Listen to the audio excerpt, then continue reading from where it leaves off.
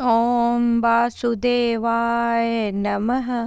आप सभी का मेरे YouTube चैनल पर स्वागत है।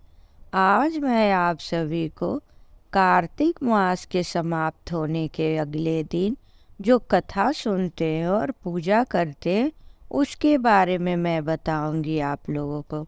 आज तो कार्तिक मास समाप्त हो गया। 1 महीने तक हमने भगवान के गुणगान किए, पूजा पाठ किए और कार्तिक मास में तो धरती पर सभी देवता वास करते हैं, विचरण करते हैं। कार्तिक पूर्णिमा के दिन भी हमने कैसे गंगा स्नान का विधि बताया था और देव दिवाली की कथा बताई थी। यह सब आप लोगों ने सुना और मुझे पसंद किया, मेरे कहानी को पसंद किया। मेरे कहने के तरीके उसके लिए मैं बहुत आभारी हूँ आप लोगों की। और आगे भी आप लोग ऐसे ही प्यार देते रहिए और मेरी कथा सुनते रहिए। देखिए, कथा सुनने या कोई भी पूजा पाठ की बात कहने सुनने में सबकी बस की बात नहीं है इन सब बातों को सुनना। क्योंकि बच्चे आजकल जो है या जिसको मन नहीं लगेगा पूजा पाठ में वो नहीं सुन सकता है। क्योंकि भगवान पहले हमें अपने से दूर करते हैं। ऐसा नहीं है कि वो तुरंत, जब आप भक्ति भाव से उनके पास जाएंगे तो आप जितने कदम उनके पास जाएंगे उससे 4 गुना ज़्यादा कदम से दौड़ के भगवान हमारे पास आएंगे। इसीलिए जो कथा या पूजा पाठ की विधि बताई जाती है वो आपको सुननी चाहिए।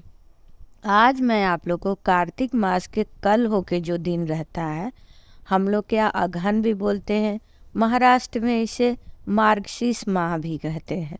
तो इस दिन और कार्तिक मास के पूर्णिमा के कल हो का जो दिन रहता है उसके बहुत लोग पड़वा भी बोलते हैं। तो इस दिन हम कौन सी पूजा करते हैं, कौन सी कहानी सुनते हैं, यह सब मैं आप लोगों को आज बताती हूँ। इस दिन हम एक चिड़ा चिड़ी की कहानी सुनते हैं और हम घर बना के घर की पूजा करते हैं। जिन लोगों को घर खुद का नहीं है वो लेना चाह रहे हैं उन्हें यह पूजा करनी चाहिए। अगर आपके पास घर है, आप और चाहते हैं कि मेरे और 2-4 घर हो, तो भी आप पूजा कर सकते हैं। सर्वप्रथम उठ के स्नान ध्यान करके हम लोग अपना जो मंदिर है उसमें पूजा करेंगे।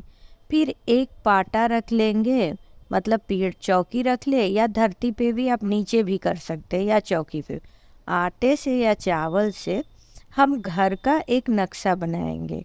चरकोर हम एक बनाएंगे, एकदम चरकोर सा जमीन जैसा, उसमें दरवाज़ा छोड़ेंगे और चारों कोने में 4 कमरे जैसा बनाएंगे, लेकिन उसमें दरवाज़ा होना चाहिए। मतलब एक तरह से हम बताएंगे कि 4 कमरे का हमने घर का निर्माण किया है। उसके बाद से हम लोग क्या करेंगे, उसमें एक आटे की लोई से 2 एक चीड़ा और एक चीड़ी बनाएंगे। चीड़ा जो है थोड़ा मोटे से बड़ा सा बनाएंगे, चीड़ी थोड़ी पतली सी छोटी बनाए।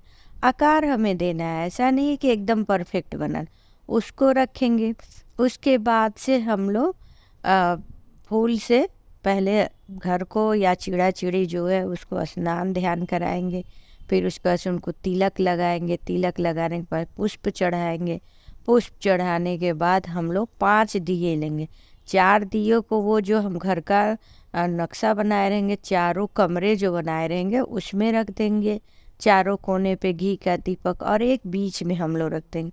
फिर चिड़ा चिड़ी को खाने के लिए वही जो दीपावली में हम चढ़ाए रहते हैं, धान का लावा या खील बोलते हैं, वो हम रखेंगे। बतासे रख देंगे, चारों कोने में भी उसको रख देंगे। और दीप में भी हम लोग जैसे सफ़ेद तिल डाल देंगे और दीप की भी हम लोग पूजा करेंगे, जैसे हल्दी कुमकुम लगा देंगे दीपक को भी।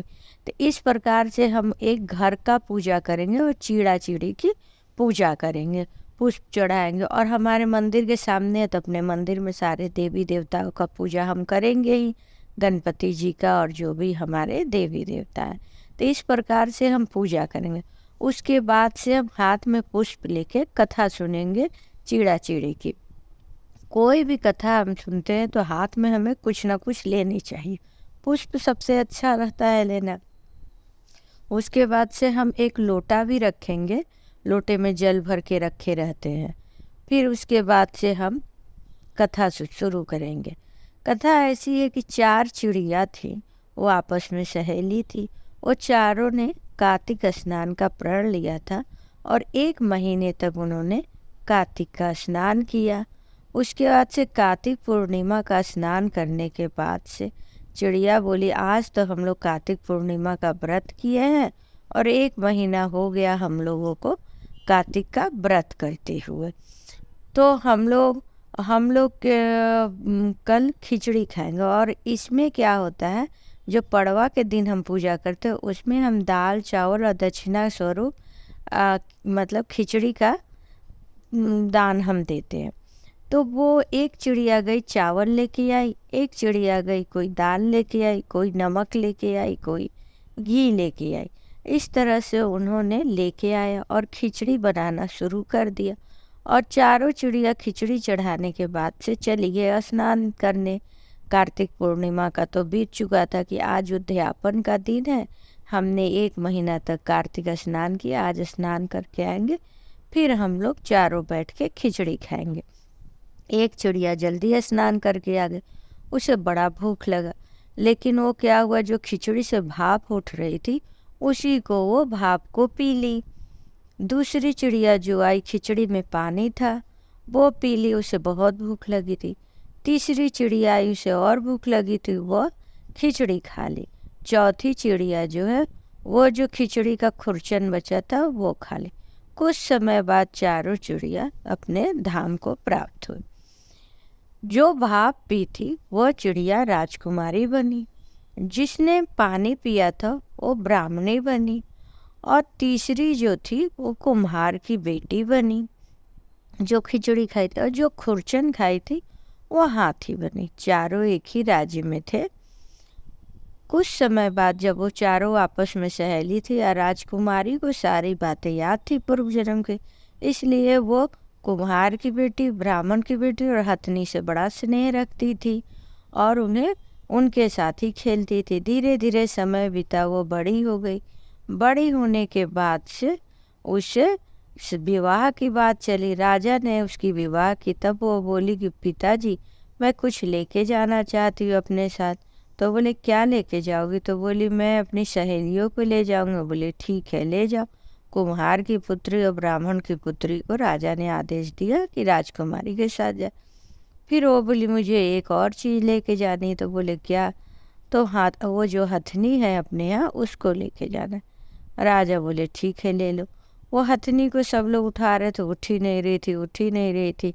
फिर राजकुमारी गई और उसके कान में जाके बोली कुछ, फिर हथनी उठ गई, चलने लगी। जब यह दृश्य राजा ने देखा तो उसे अपने बेटी पे शंका हुआ कि ये कोई जादूगरनी है, क्या है, हथनी से कैसे बात की। वह तलवार निकाल के उसकी तरफ गए और बोले, तुम कौन हो? तुम मेरी पुत्री नहीं हो सकती हो, तुम कोई छल करने वाली हो, कोई जादूगरनी हो, ऐसे कैसे हथनी से तुमने बात किया है। तब राजकुमारी ने सारा वृत्तांत पूर्व जन्म को बताया। पिताजी, पिछले जन्म में हम चारों ही चिड़िया थी और कार्तिक स्नान के पुण्य से मैं राजकुमारी बनी, ये ब्राह्मण कन्या बनी, कुम्हार और हथनी, और कैसे हम चारों ने खिचड़ी खाई थी। मैंने भाप पिया था, ये पानी पी थी, वो खिचड़ी खाई थी, वो खुरचन खाई थी। जब राजा को यह बात पता चला तो बोले, अरे कार्तिक मास के स्नान से इतना पुण्य प्राप्त होता है, मैं भी हर साल कार्तिक स्नान करूँगा और पुण्य का प्राप्ति करूँगा और भगवान का नाम लूँगा।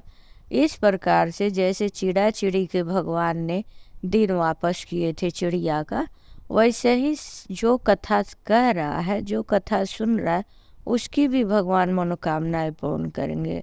ओम वासुदेवाय नमः। इस प्रकार मैंने आप लोगों को यह कथा सुनाई। अब कथा सुनने के बाद हमें गणपति जी की भी कथा, किसी भी कथा में हमें गणपति जी की भी कथा सुननी चाहिए। मेरे ऑडियो में बहुत से गणपति जी की कथा है जो आप पहले सुन सकते हैं, उसके बाद चिड़ा चिड़ी की कहानी सुनिए।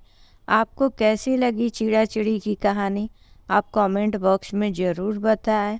और मैं हर बार आपसे कहती हूँ कि पूजा पाठ हम जितना ही करें, दान उपदान सजाए, दान उपदान करें, उसकी कोई अंत नहीं, लेकिन हमारा मन शुद्ध होना चाहिए और शुद्ध मन से पूजा पाठ हमें करनी चाहिए।